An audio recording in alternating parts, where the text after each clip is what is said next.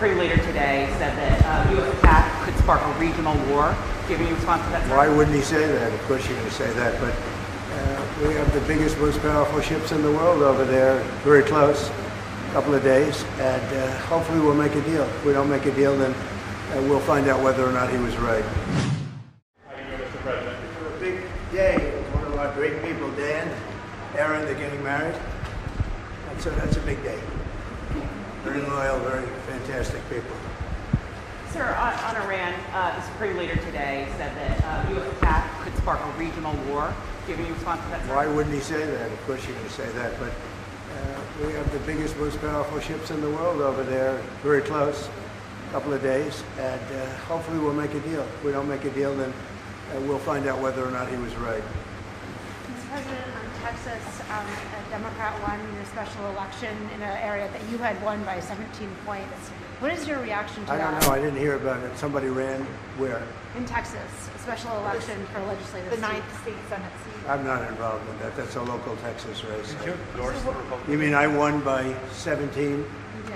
and this person lost? And Things like that happen.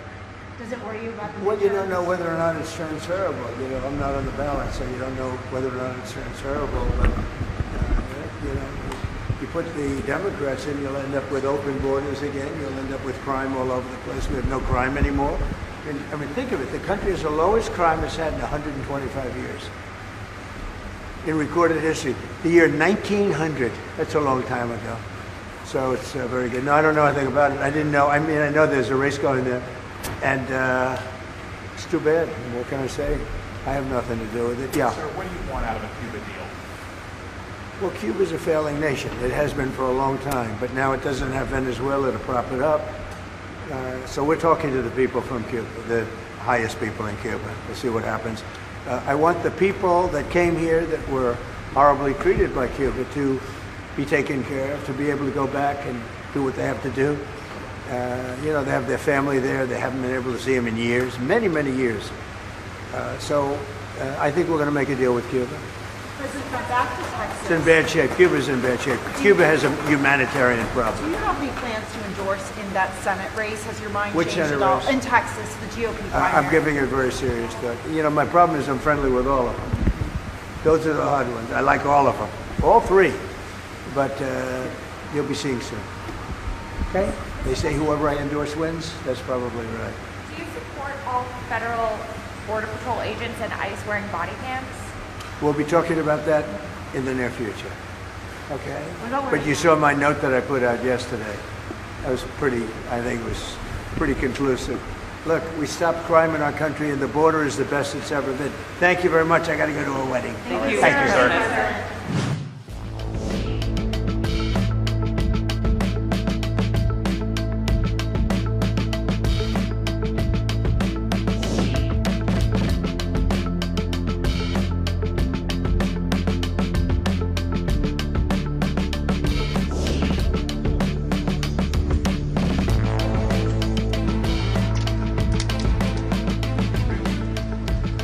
Donald Trump claims he personally asked Vladimir Putin not to launch attacks on Kyiv and other cities for a week, and allegedly Vladimir Putin personally agreed to do so, like a letter, a call, and so on. And I'd also like to recall the words of Vladimir Vladimirovich. He said that Ukrainians are asking not to be attacked, yet they themselves every single day are essentially striking civilian targets. How would you comment on all of this? In response to this, I can confirm that it is true. President Trump did make a personal request to President Putin. Refrain from carrying out any strikes against Kyiv for a period of 1 week until the first day of February. For the purpose of creating favorable conditions for the negotiations. That's what I can say on this topic. But they are indeed continuing. Dmitry Sergeyevich? I have nothing further to say on this subject. So, does that mean the Kremlin agreed to this proposal? Yes, absolutely. There was a personal address by President Trump. Until February 1st. Does that mean including February 1st or not including February 1st? And could you tell me from what date does it start? This topic is exhausted. Just today, Zelensky stated that the Ukrainian side is not ready for any compromises, neither on Donbas issues nor on the Zaporizhzhia nuclear power plant, because according to him, such decisions could lead to a violation of the country's territorial integrity, and Zelensky says he will not surrender Donbas and the ZNPP without a fight.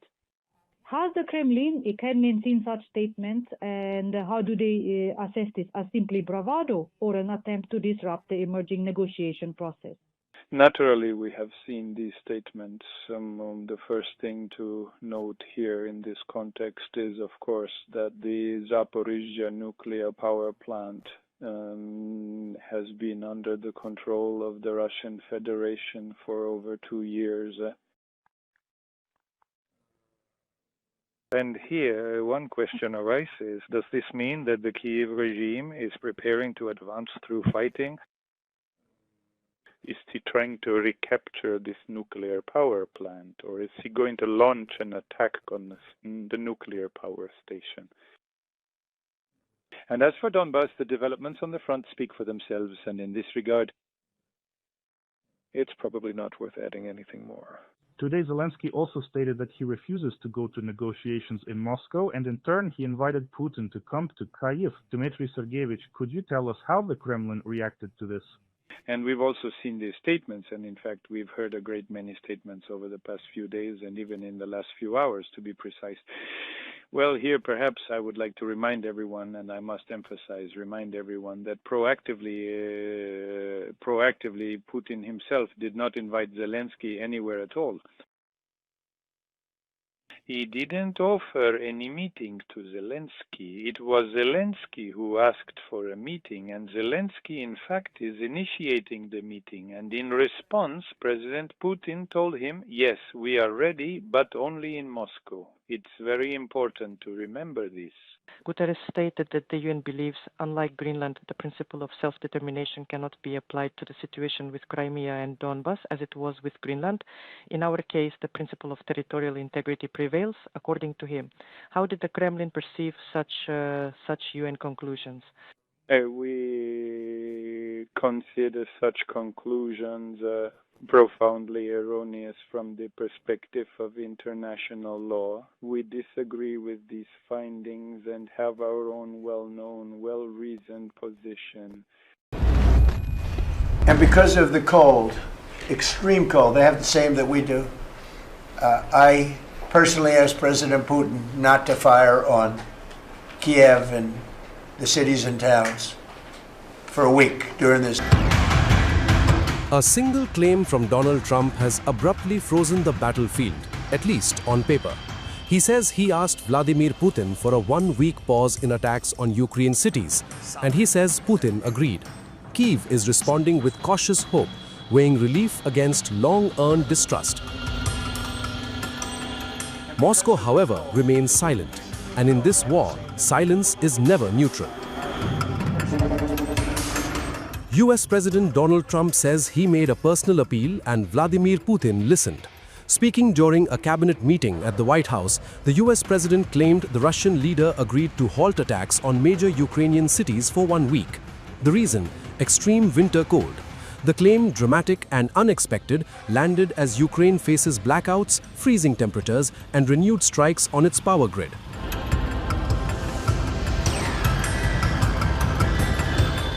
Trump did not say when the conversation with Putin took place, nor did he offer details on how the pause would be enforced.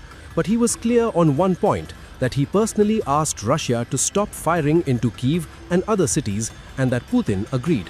So far, that claim stands alone. Ukraine responded quickly and carefully.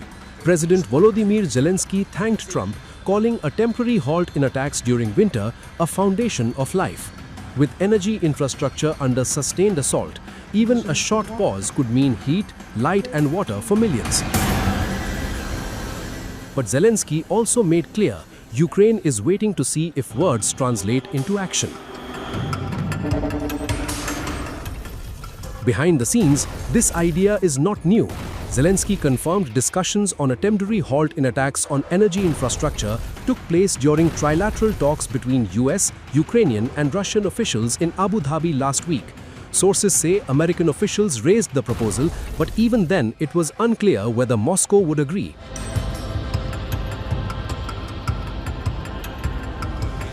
And publicly, Moscow still hasn't. Asked about a possible energy ceasefire, Kremlin spokesman Dmitry Peskov offered no confirmation. "No, I can't comment on that yet. The Kremlin has not endorsed Trump's claim nor denied it outright." That ambiguity matters because this war has seen pauses before and nearly all of them collapsed. Ukraine says Russia violated a 3-day humanitarian ceasefire announced last year. Russia accused Ukraine of doing the same. Earlier still, evacuation plans from Mariupol fell apart amid mutual claims of broken promises. So now the battlefield waits. Ukraine hopes, Washington claims progress, and Moscow stays silent. Because in this war, a pause isn't peace. We are in the second phase now. We've stood up for the first time, Mr. President, on your behalf, a technocratic, all Arab government. We've got the terrorists out of there, and they're going to demilitarize. They will, because they have no choice. So we expect that. Pardon me? And now we want to get Hamas no guns, right? Right. They're going to give it up. They're going to give up the AK-47s. A lot of people said they'll never disarm. Looks like they're going to disarm.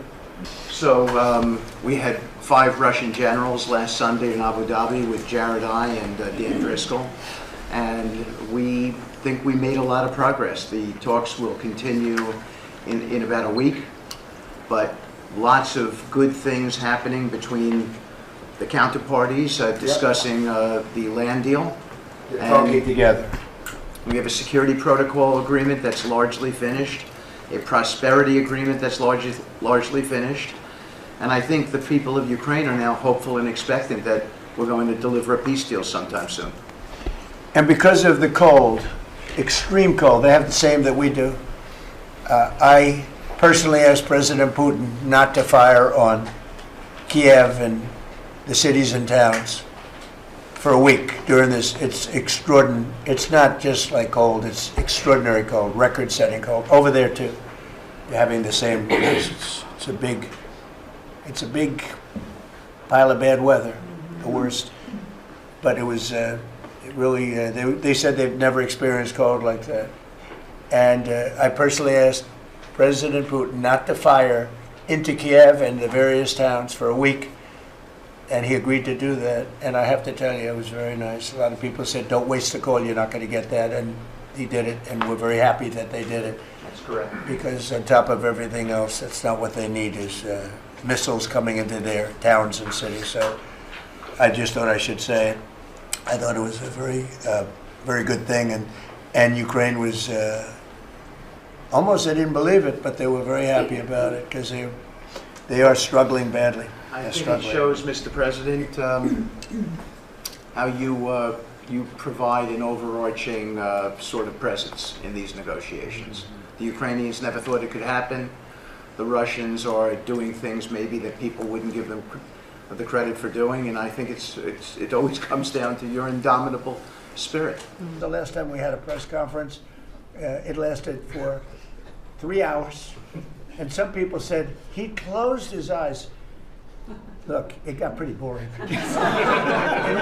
So with that, we are going to ask a couple of people to say a few words, and we're not going to go through the whole table, because the last time we had a press conference, it lasted for 3 hours, and some people said he closed his eyes. Look, it got pretty boring. In all fairness, I love these people. But there's a lot of people. It was a little bit on the boring side. But I didn't sleep. I just closed them because I wanted to get the hell out of here. Some of them, I didn't sleep. I don't sleep much. But you know, it's funny. Some of them got me in a blink. You know, when you go like.